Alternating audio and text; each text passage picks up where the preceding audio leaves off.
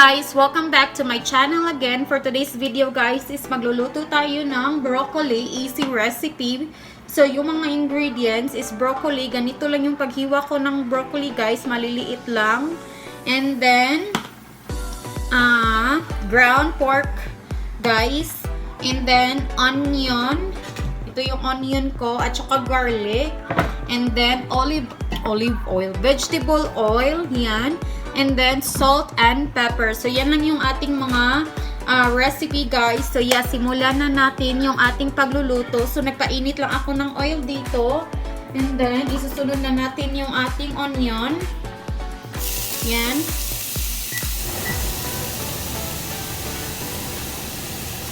So hintayin lang natin guys na translucent na yung ating onion bago natin isunod yung ating garlic later. Ayan. Alam nyo ba guys na ito yung kung gusto nyo din mag-diet, alam nyo yun, kung hindi nyo talaga kaya na walang rice is maganda din ito guys na pamalit sa rice kasi nga pag natikman mo siya first, siguro maninibago ka pero pag nasanayan mo siya, okay na siyang kainin. So, ginawa ko noon guys is nininidnid ko to or parang mince talaga na parang rice. But ngayon gusto ko lang na ganito siya na kalaki. So, yan guys. Yan yung i-try nyo guys kasi mabubusog kayo at less carbs lang din siya. So, next is garlic. Diba may iba sa atin na gusto nating mag-diet pero hindi talaga kaya kasi nga rice is life. So, if gusto nyo mag-diet guys and then hindi nyo kayang walang rice, palitan nyo siya ng cauliflower rice.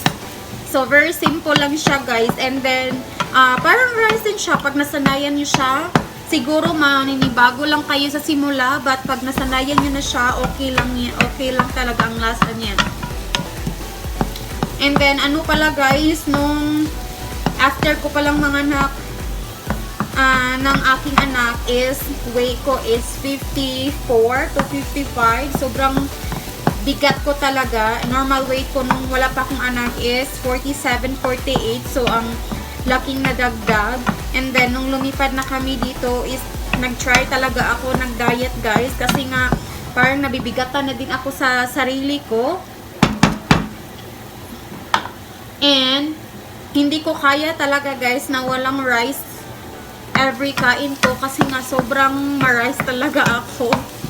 So, yung ginawa ko guys is nag-cauliflower rice ako. So, instead of rice, cauliflower rice kasi diba yung rice is super a lot of carbs compared to vegetable, yung mga cauliflower, broccoli, less carbs lang sila. So, yun guys. And then, sinabayan ko din siya ng exercise 3 times a week. And then guys, after 2 months guys ata or 1 month bumaba ako into 47 guys. Sobrang ano ko doon.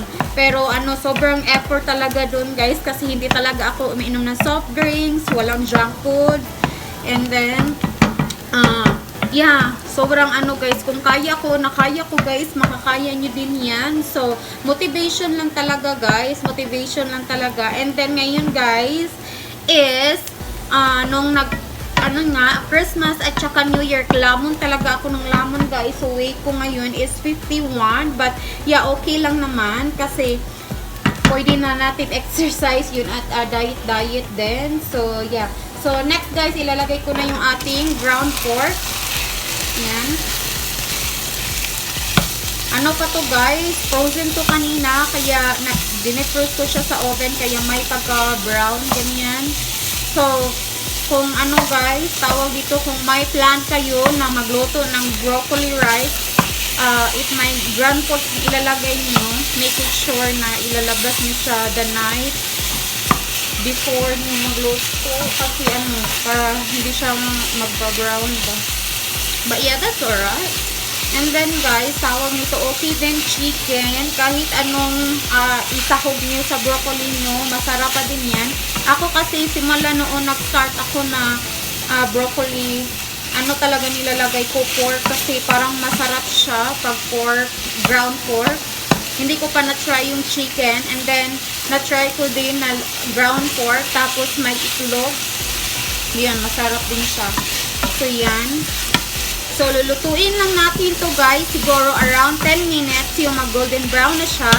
Yung alam nyo na sarili nyo na luto na talaga siya. Alam naman natin kung paano magtingin-tingin kung magluluto tayo, kung luto na diba o hindi pa. So, yeah, siguro mga 10 minutes guys.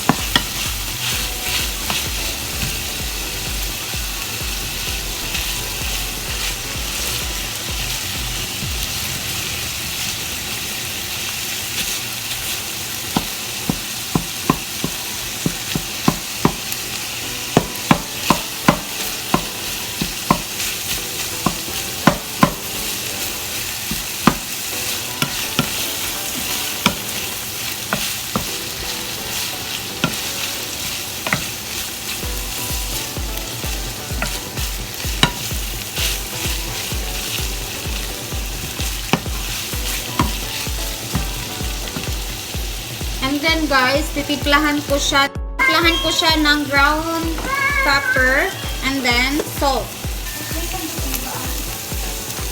Depende na din sa inyo guys kung gaano karami yung salt at pepper. Depende na din sa panglasa nyo. Ako kasi tansya-tansya lang. So yan. Mas mabuti na yung kulang guys kaysa manobra, diba? Kasi yung alat, hindi mo na talaga matawag doon, ma-recover. But yeah.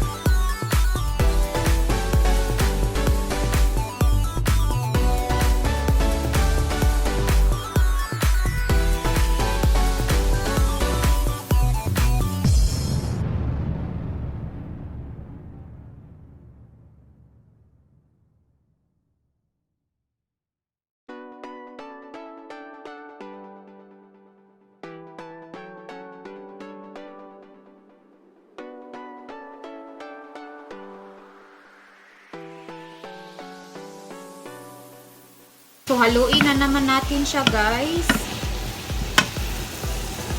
Make sure natin na nahalo talaga siya ng mabuti.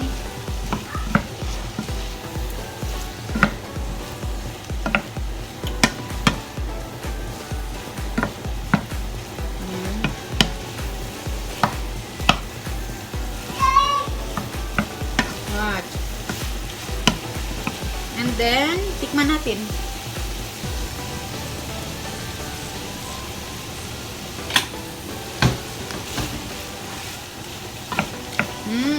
Ang yummy.